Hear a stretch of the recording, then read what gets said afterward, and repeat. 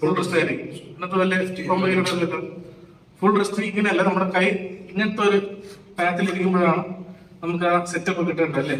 അപ്പൊ നമുക്ക് ഒരു ഹുക്ക് കാരണം അങ്ങനെയാണെങ്കിൽ ട്രൈസർ ഹൈ ആയിരിക്കും.